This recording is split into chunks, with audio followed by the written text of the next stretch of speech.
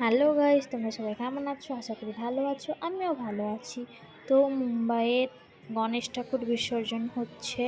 যেহেতু এখানে 11 দিন গণেশ পুজো হয়, তো যাদের ঘরে ঘরে পুজো হয় তারা 7 দিনে কিংবা 5 দিনে বিসর্জন করে দেন। তো এটা 5 দিনে বিসর্জন করছেন। আমরা গেছিলাম একটু দেখতে, কত লোক এখানে দেখছে, কত দূর দূর থেকে লোক গাড়ি করে ঠাকুর নিয়ে এসছেন বিসর্জন করতে। তো এই দেখতে পাচ্ছ গাড়ি আরও দাঁড়িয়ে আছে, ওই গাড়িগুলোতে বিসর্জন করতে নিয়ে এসছেন ঠাকুর।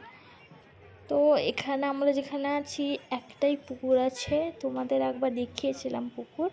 তো ভিডিও লাস্টে ওই পুকুরটা আবার একবার দেখাবো। তো ওইখানে বিসর্জন করছেন।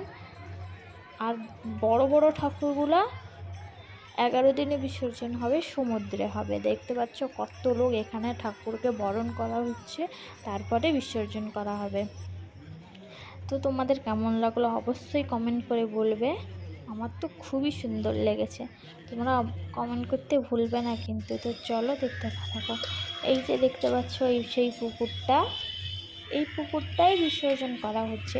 যেহেতু ভিতরে ঢুকতে দিচ্ছে না, কারণ বিসর্জন হচ্ছে বলে, তো এই পুকুরটাই বিসর্জন করা হচ্ছে। এটা আমি আগেও একবার দিয়েছিলাম এই পুকুরটা, তো এই পুকুরটা দেখানোর জন্য আবার একবার দিলাম। তো তোমাদের কেমন লাগলো অবশ্যই কমেন্ট করে বলবে। আমার তো খুবই সুন্দর লেগেছে।